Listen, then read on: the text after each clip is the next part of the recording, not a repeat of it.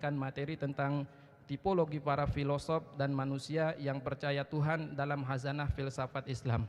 Oleh sebab itu, marilah sama-sama kita buka kajian ini dengan melafazkan basmalah. Bismillahirrahmanirrahim. Selanjutnya kepada Al-Mukarram Dr. Haji Abdul Fattah MPhilI kami persilahkan. Bismillahirrahmanirrahim. Assalamualaikum warahmatullahi wabarakatuh. Alhamdulillahi rabbil alamin wal aqibatu lil muttaqin wala udwana illa 'alaz zalimin. Wassalatu wassalamu ala asyrafil anbiya'i wal mursalin nabiyina wa rasulina wa maulana Muhammadi wa ala alihi wa ashabihil kirami ajma'in. Qala Allahu ta'ala fi kitabihil karim, a'udzu billahi minasy syaithanir rajim.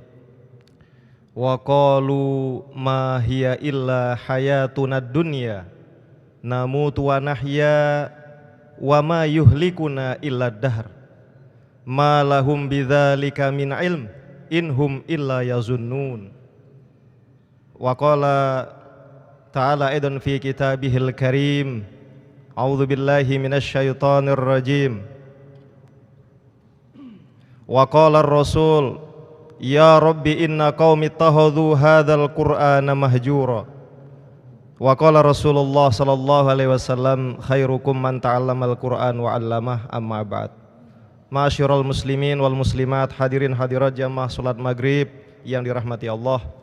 Marilah tanpa putus-putusnya kembali kami mengajak diri kami pribadi dan kita semua yang hadir di Masjid Raya Hubul Waton Islamic Center Provinsi Nusa Tenggara Barat ini untuk senantiasa memanjatkan puja-puji syukur, meningkatkan iman dan takwa kita kepada Allah Subhanahu wa taala sebagai wujud dan pengakuan nyata bahwa kita ini adalah hamba Allah dan sebagai bentuk dari peribadatan yang dapat kita lakukan kepadanya. Kita tidak mampu menghitung apalagi membalas semua nikmat tersebut, tetapi paling tidak hadirnya kesadaran dan diwujudkan dengan perbuatan, dengan harapan mudah-mudahan Allah Subhanahu wa taala senantiasa memberkahi seluruh langkah dan kehidupan kita di dunia ini. Amin ya rabbal alamin. Selanjutnya hadirin hadirat, mari pula kita sampaikan sholawat dan salam kepada junjungan alam Nabi besar Muhammad sallallahu alaihi wasallam. Allahumma shalli ala Muhammad, Allahumma shalli ala sayyidina wa habibina syafi'ina wa zuhrinal mustafa maulana Muhammad.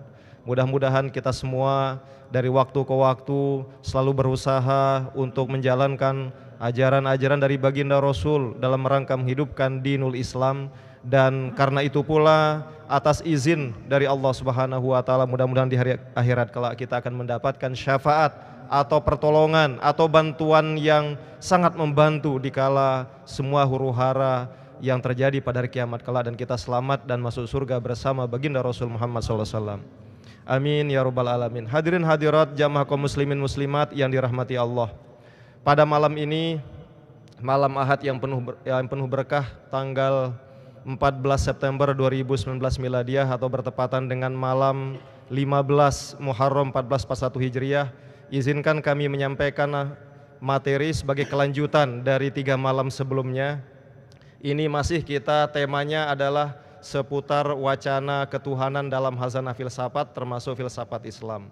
Dan fokusnya, spesifiknya tadi disampaikan oleh Ustadz Moderator.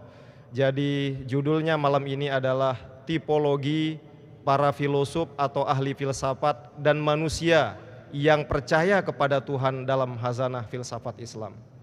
Hadirin hadirat rahimakumullah. Pertemuan-pertemuan sebelumnya kita membahas tentang ada sekelompok manusia yang sejak zaman dahulu sampai sekarang mereka disebut sebagai kelompok ateis yang tidak percaya dengan adanya Tuhan, atau mereka percaya bahwa Tuhan tidak ada.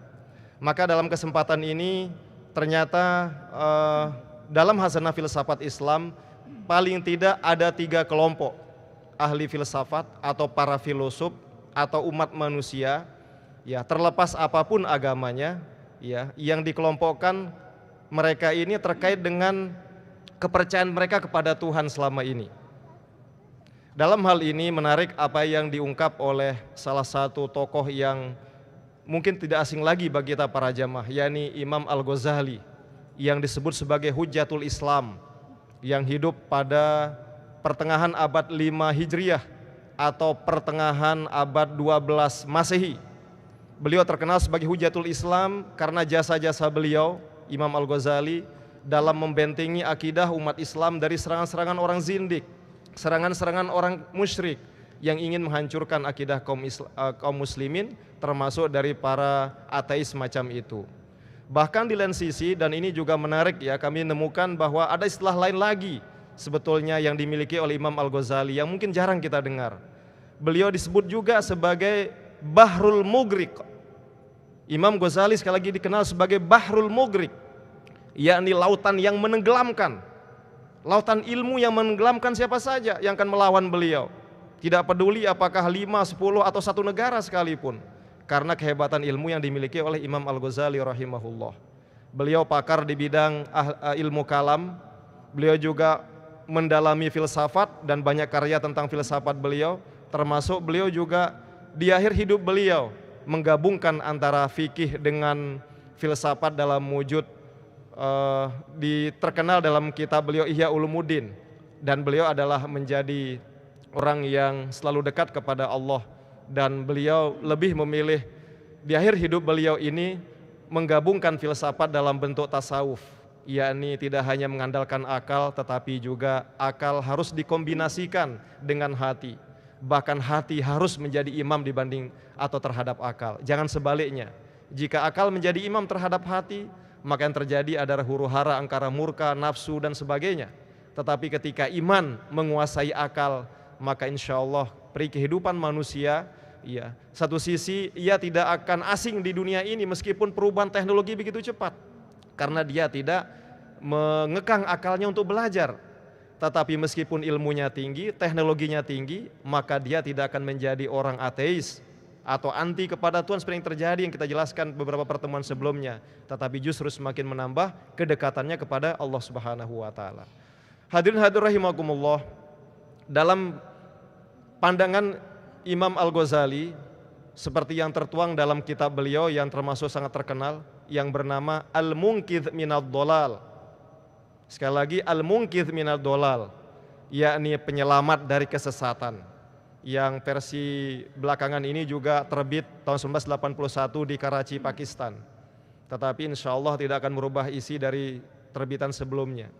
Intinya dalam kitab Al-Munqidh Minadh Dhalal ada pembahasan bahwa Imam Al-Ghazali rahimahullah membagi ahli filsafat yang ada selama ini sejak sebelum lahirnya Nabi Isa, sebelum lahirnya Nabi Muhammad, sampai ketika beliau hidup, ya tentunya sampai hari ini, itu menjadi 3. Yang pertama adalah mereka yang disebut dengan kelompok Ad-Dahriyun. Ad-Dahriyun ini tidak lain, itu diterjemahkan seperti kata Simon Blackburn yang kita sampaikan beberapa pertemuan sebelumnya sebagai kelompok ateis.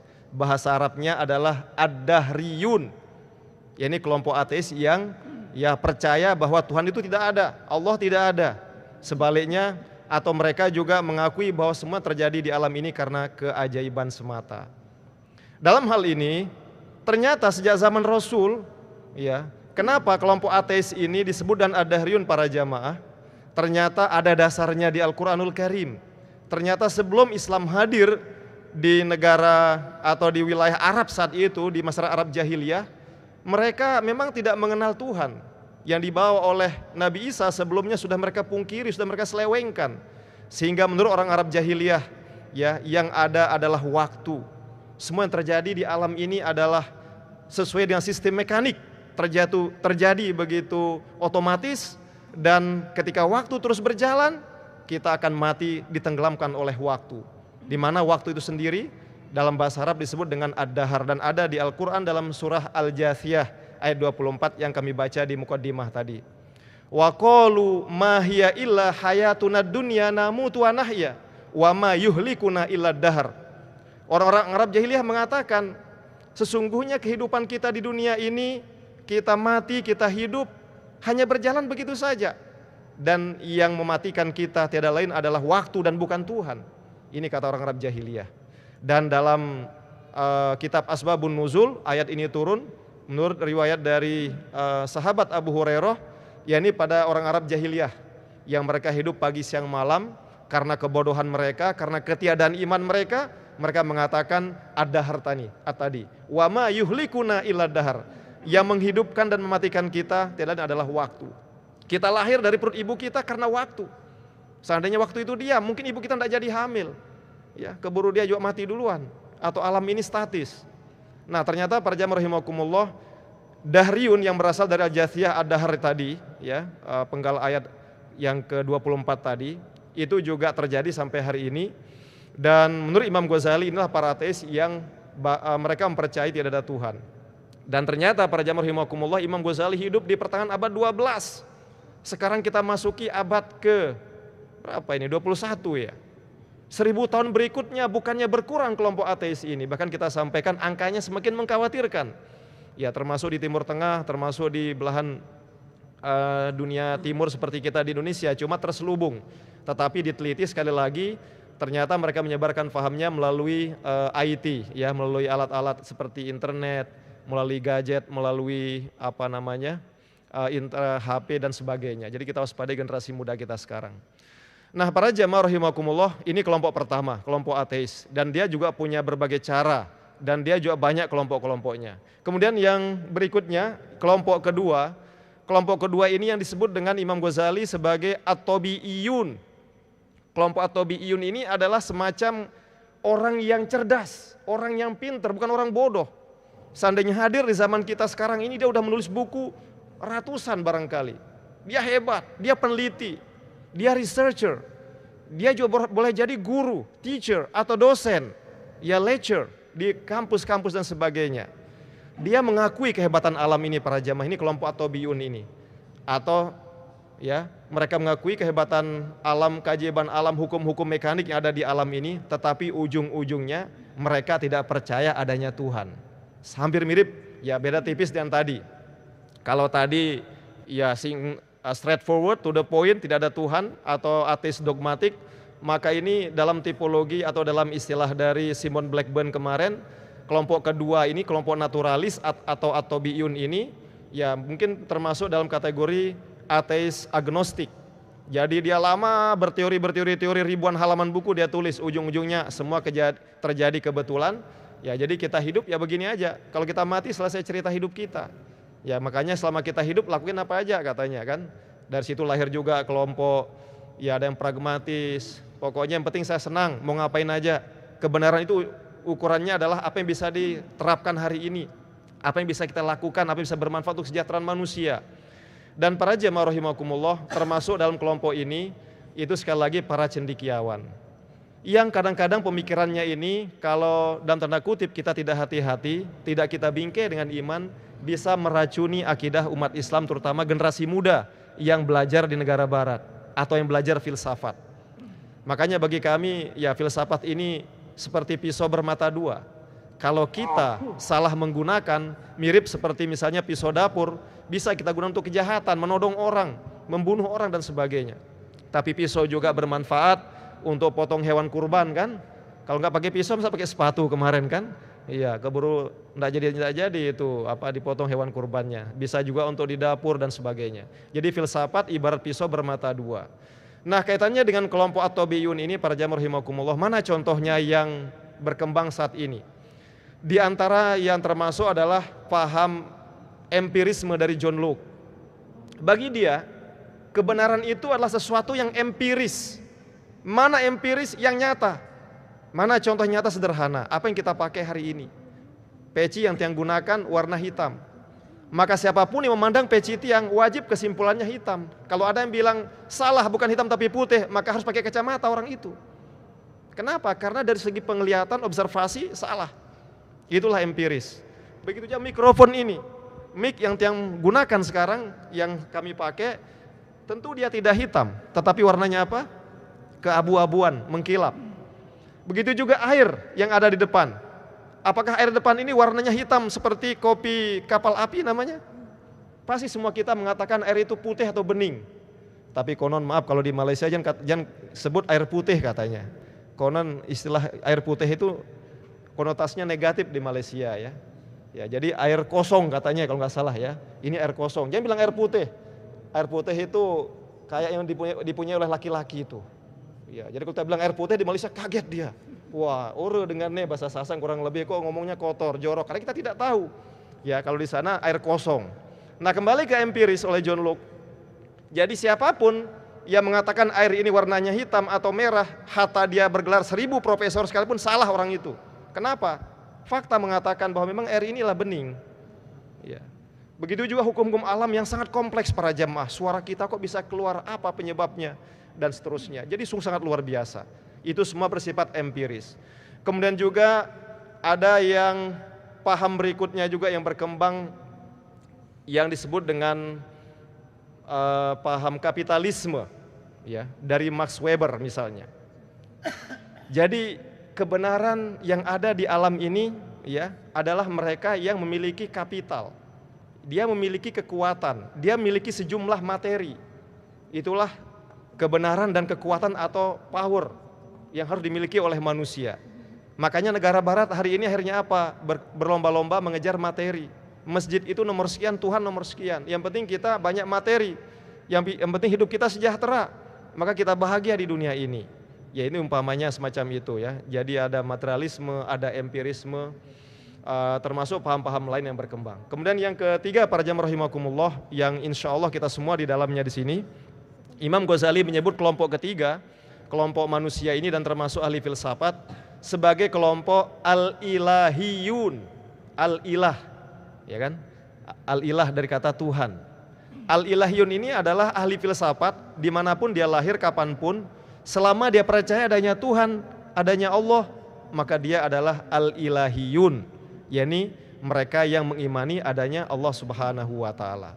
Nah, yang menarik para jamaah, yang disebut oleh Imam Ghazali di sini ternyata tidak hanya para filosof Arab, termasuk filosof-filosof Yunani yang dalam kata tanda kutip secara zahir tidak mengakui syahadat seperti kita, dianggap termasuk kelompok ilahiyun ini. Seperti siapa? Sokrates. Ya, Sokrates ini muridnya Plato. Plato ini muridnya Aristoteles. Tiga orang ini menurut orang-orang yang mendalami filsafat, subhanallah, mohon maaf, ini yang mempengaruhi jalannya dunia sampai ribuan tahun sampai hari ini. Jadi dari Plato ini lahir teori idealisme.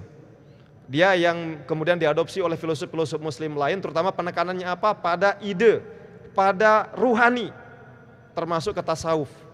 Makanya kalau tasawuf ciri utamanya apa? Dia menekankan kepada pengolah batin, rohani, penajaman rasa, kedekatan kepada Allah. Ya, kalau otak itu nomor sekian. Yang penting hari ini berapa kali kita wirid, hari ini berapa kali kita dekat mahabbah kepada Allah. Nah, sedangkan murid dari Plato ini Aristoteles, ini yang mempengaruhi filosof-filosof sekuler berikutnya. Ya, yang dia lebih cenderung bersifat empiris pemikirannya, bersifat konkret. Lahirlah pemikiran tentang ilmu politik, ilmu matematik, ilmu logika, retorika, itu dari buah tangan Aristoteles. Dan dia mempengaruhi juga filosof muslim lain. Cuma bedanya kalau filosof barat agak sekuler, larinya bahkan tidak bertuhan, kayak empirisme, kapitalisme tadi. Tapi filosof muslim dia tidak sampai mengatakan Allah tidak ada. Ya, ada juga memang yang agak nyeleneh-nyeleneh. Mana yang nyeleneh? Maaf, ini kami sampaikan saja sebagai bahan tambahan wawasan. Yang nyeleneh misalnya ada filosof muslim kalau di barat disebut dengan Razes atau Abu Bakar Ar-Razi. Dia hidup pada tahun atau pada abad 10 Masehi para jamaah. Sama juga dengan Ibnu Ar-Rawandi. Ternyata dia ini filosof berasal dari Persia atau dari Iran. Makanya para jamaah rahimakumullah, ya, kita tidak heran ternyata di Iran itu walaupun maaf fisik mereka itu tebal lihyahnya, kemudian kumisnya, jubahnya, mereka itu tidak hanya hafal Quran orang-orang Iran itu, tapi mereka sudah ngaji filsafat hatam berkali-kali. Itu dalam tanda kutip maaf kelebihan orang Iran. Makanya tidak heran kemarin-kemarin ketika terjadi perang Teluk, ya, mereka berani melawan Amerika dan sekutunya. Mereka bisa menemukan nuklir karena filsafat mereka itu berkembang walaupun mereka pakai sarung. Tapi mereka mikir ilmu kimia, mikir ilmu fisika dan seterusnya. Itu yang terjadi di Iran dan Irak, dan hari ini terutama Iran. Kalau Irak kan udah habis, dihancurkan oleh Amerika dan sekutunya. Nah, kembali ke tadi, Ar-Rawandi dan Ar-Razi para jamaah, hanya dia agak sedikit nyeleneh. Mana di antara nyeleneh pemikirannya? Maaf, ini tidak kita ikuti ya. Ya, memang ini sekedar informasi saja. Dia mengatakan, kalau bagi kita pada umumnya lebih mulia mana Tuan Guru dengan Nabi dan Rasul? Tentu kita jawab lebih mulia siapa? Nabi atau Rasul? Nabi dan Rasul kan? Iya. Tuan guru baru di belakangnya, apalagi yang kelas biasa kayak kita, bukan tuan guru kan begitu. Tapi menurut Ar-Razi ini, Abu Bakar Ar-Razi dan Ibnu Ar-Rawandi, antara filosof, para pemikir yang serius belajar itu hampir sama derajatnya dengan Rasul. Bahkan katanya lebih tinggi coba. Makanya dia mengatakan dia kafir juga, dikafirkan. Tapi dia tidak berani mengkafirkan Al-Quran, meniadakan Al-Quran ataupun Allah tidak. Dia hanya pada Rasul aja dia kritik. Ini yang paling keras, kalau lainnya biasa-biasalah. Dia katakan apa? Bahkan kalau filosof mencari kebenaran, ahli hikmah, belajar, ya menulis, sampai lupa jabatan, tidak mau dikasih apapun demi untuk ilmu dan kebenaran, dia lebih tinggi dari Rasul katanya. Kenapa? Rasul itu kan pasif. Apa maksud pasif? Menunggu. Jadi kalau ada persoalan ditanya kepadanya kan selalu menunggu kan. Coba pelunggu baca asbabun nuzul ataupun asbabul wurud. Ketika Rasul ditanya tentang suatu persoalan, beliau diam dulu, nunggu wahyu dari Allah melalui Jibril.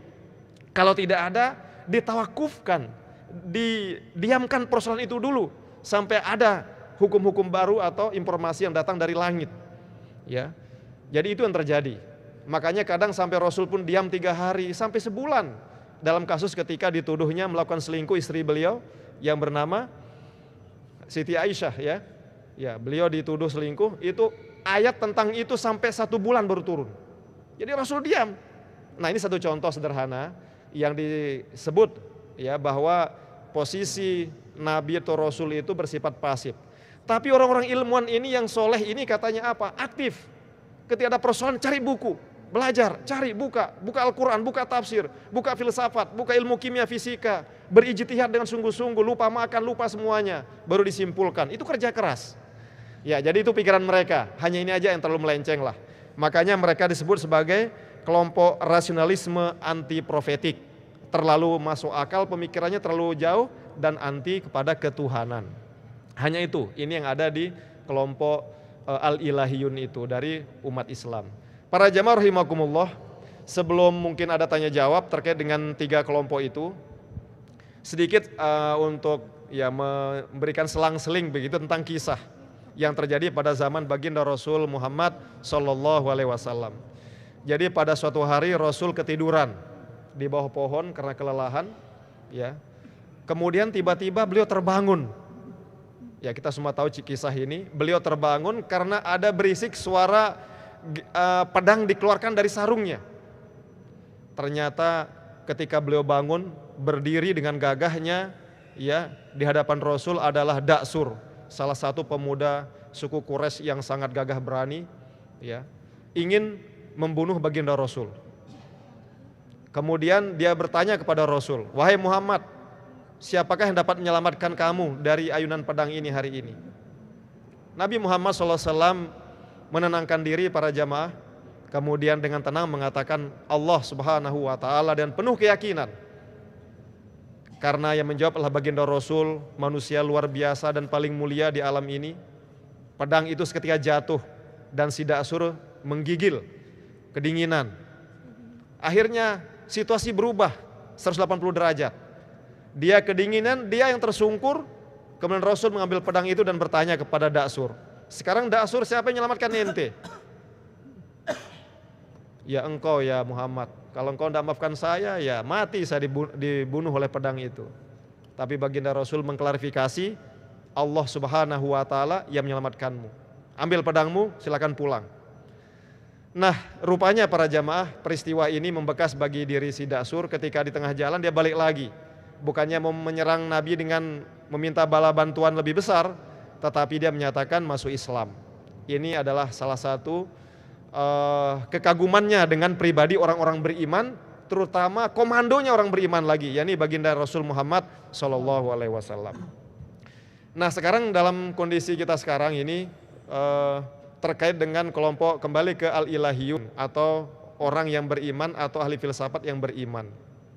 Di sini ada yang menarik sebelum kita sampaikan. Sekali lagi, yang kelompok ilahiyun ini bukan berarti yang beragama Islam saja, tetapi yang tidak beragama Islam sekalipun. Nah, karena itulah ada salah satu tokoh muslim yang berasal dari Pakistan yang bernama Ahmad Abdullah Al-Masdosi, dalam buku yang berjudul Living Religious yang dia tulis, A Sociopolitical Study. Dia membagi secara umum agama di dunia ini menjadi dua. Yang pertama adalah apa yang disebut dengan non-revealed religion atau dinul ardi, ya, non-revealed religion, yakni agama bumi hasil karya cipta pemikiran manusia yang tidak diwahyukan, non-revealed. Ya, mana contohnya? Ya, kalau kita sebut di sini secara keras ke teman-teman kita di sebelah mungkin tersinggung. Tapi yang jelas yang bukan beragama Islam, Yahudi dan Nasrani, maka semua itu adalah non-revealed religion. Ya, non-revealed religion. Nah, perkembangan terbaru lagi para jamaah yang menarik di negara barat, efek dari pemikiran sekulerisme, kemudian pemikiran pragmatisme, kemudian materialisme dan seterusnya. Sekarang ini juga orang-orang di negara barat lebih senang, mereka mengatakan spirituality yes, ya. Kemudian spirituality yes, non-organized religion, dia tidak mau mengaku atau masuk ke dalam agama yang sudah terorganisir, tetapi dia menghendaki spiritualitas. Religion no, spirituality yes, mungkin itu jargonnya. Masuk agama tertentu nggak mau agama Ardiki atau apa nggak mau, yang penting spiritualitas. Makanya mereka ikut yoga, ikut ya sering merenung-merenung lah kalau dia merasa pusing dan seterusnya. Kemudian yang kedua para jamaah rahimakumullah, kelompok agama kedua ini adalah revealed religion, agama yang diwahyukan, yakni agama Islam, Yahudi dan Nasrani. Dan kita sebagai orang Islam yakin mana yang paling baik sekarang ini, tentu agama Islam. Ada di Al-Qur'an kan? Wa raditu lakumul islama dina. Dan saya, kata Allah Subhanahu wa taala di Al-Qur'an, ya, ridho Islam sebagai agamamu. Dan kemudian ternyata banyak fakta para jamaah, Yahudi dan Nasrani ternyata banyak mengalami penyimpangan, sehingga mereka memang harus sebetulnya memang kalau memang bisa masuk ke agama Islam. Tapi kalau tidak mau ya sudah, tidak usah kita paksa, kita terbentur dengan HAM dan seterusnya. Baik para jamaah rahimakumullah, mungkin ini yang dapat kami sampaikan untuk kesempatan malam yang penuh mulia ini. Sebagai pelengkap dari kajian-kajian sebelumnya, mungkin pada kesempatan akan datang kita akan bicarakan temanya tentang kosmologi atau alam dalam hazanah filsafat Islam. Kalau sekian pertemuan ini terkait dengan ketuhanan saja, itu aja temanya banyak. Ya, maka ke depan adalah insya Allah terkait dengan kosmologi, tentang konsep alam, bagaimana hakikat alam ini, apa alam manusia dan seterusnya. Silakan kalau ada yang ditanyakan. Wassalamualaikum warahmatullahi wabarakatuh.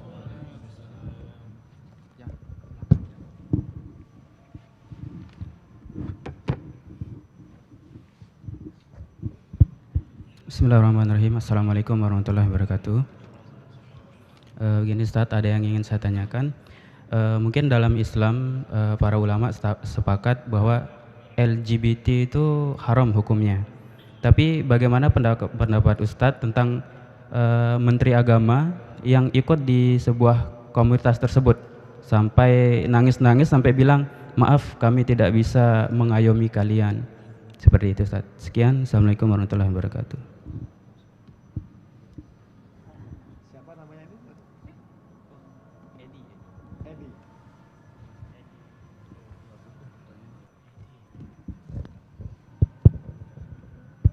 Ada lagi? Bismillahirrahmanirrahim. Assalamualaikum warahmatullahi wabarakatuh. Terima kasih Al-Ustaz Ampura. Bagaimana di dalam kelompok yang ketiga tadi itu, ya, pendapat dari Al-Ghazali, orang Islam yang masuk di dalam tiga kelompok itu. Nah, bagaimana keislamannya gitu? Apakah dia itu tetap Islam atau dia itu kafir Quraisy begitu? Terima kasih. Assalamualaikum warahmatullahi wabarakatuh. Ya, baik. Begini sekali lagi Pak Haji ya, yang kelompok Al-Ilahiyun ini dia kan orang manusia atau juga para pemikir atau ahli filsafat yang dia meyakini adanya Tuhan, atau kalau kita di Islam adalah Allah Subhanahu wa taala Rabbul Alamin, Tuhan pemelihara alam semesta, pencipta kita semua. Nah, kalau memang pelungguh nanyakan orang Islam masuk ke tiga-tiganya, jelas tidak bisa masuk tiga-tiganya. Kenapa? Dia masih pasti kelompok ketiga soalnya. Kalau dia masuk kelompok pertama bahwa dia anti Tuhan, berarti dia lepas dari Al-Ilahiyun ini. Berarti dia masuk ke kelompok Ad-Dahriyun, ya, kelompok ateis.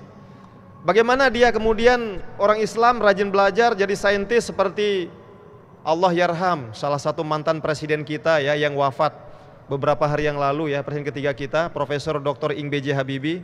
Dan di sini kan sudah disolat gaibkan ya. Ya, kita karena di luar jadi hanya lihat fotonya dari atas, siapa yang foto indah sekali, rapi jamaah. Jadi yang kami salut dengan Habibie, kita semua saya kira kita merindukan akan hadir lahir Habibie-Habibie yang seperti itu ke depan. Itu sebagai contoh bahwa beliau ini kelompok saintis, termasuk kategori sebetulnya atobiyun, tetapi atobiyun yang beriman, saintis, paham ilmu aerodinamika, ilmu pesawat terbang, ilmu udara, ilmu teori gerakan, ilmu fisika, dia paham sedetil-detilnya.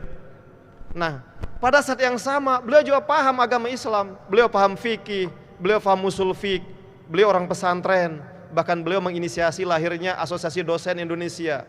Ya, beliau juga ketua ICMI, Ikatan Cendekiawan Muslim Indonesia. Itu yang kita inginkan. Tapi ini sekedar mengkaitkan aja, mengkontekstualisasikan. Ya Pak Haji, intinya kalau ada orang Islam yang termasuk al-ilahiyun, kemudian dia masuk ke ad-dahriyun, tidak bertuhan, berarti keluar dia dari al-ilahiyun itu, dia tidak bertuhan lagi kan, seperti itu. Kalau dia saintis atau ahli ilmuwan seperti almarhum Profesor Dr. Ing B.J. Habibie, maka tetap dia al-ilahiyun, dia orang yang mengakui adanya Tuhan, tetapi tentunya dia juga hebat di bidang keilmuannya sesuai dengan spesialisasinya. Nah, yang terakhir LGBT, ini kalau saya tidak salah setahun yang lalu persis ini pernah kita sampaikan ini. Maaf karena menghindari terjadinya mispersepsi dan misunderstanding dari pihak-pihak lain, apalagi ini mungkin live kayaknya ini, yang saya tahu itu live Facebook ini atau mungkin YouTube. Saya khawatir salah-salah. Karena begini Bapak Ibu ya, di antara ciri-ciri ilmu itu likulli makolin makomun, likulli makomin makolun, walikulli makolin makomun.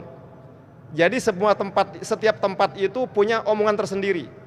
Setiap omongan ada tempatnya tersendiri. Ini hikmahnya. Satu contoh ya, kalau rahasia di pemerintah provinsi dibicarakan di sini, bubar orang. Kalau ada di rahasia di pemerintah kota Mataram dibicarakan di sini, pasti orang nggak mau masuk ke sana. Begitu juga hal tertentu. Nah, terkait dengan LGBT intinya begini, kalau persoalan video itu apakah begini juga, video itu harus kita klarifikasi. Karena dia kan hanya sepenggal cuplikan kamera yang memotret satu fase tertentu dari kehadiran orang-orang tertentu.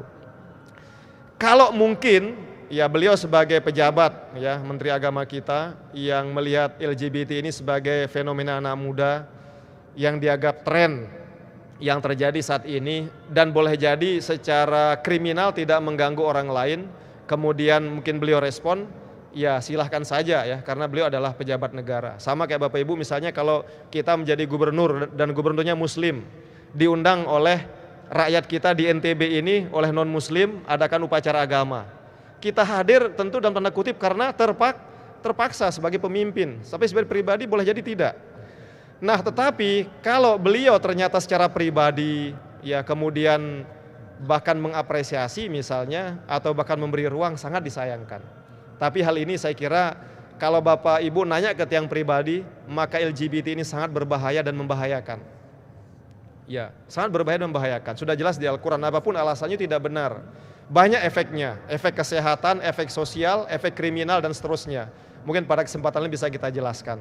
Jadi ini dapat kami sampaikan karena waktu sudah habis. Wallahu a'lamu bishawab. Semoga ada berkahnya buat kita semua. Wassalamualaikum warahmatullahi wabarakatuh. Hadirin yang dirahmati oleh Allah, demikianlah kajian kita bersama Al-Mukarram Dr. Haji Abdul Fattah MPhilI. Marilah sama-sama kita tutup dengan melafazkan hamdalah. Alhamdulillahirabbil alamin. Wassalamualaikum warahmatullahi wabarakatuh.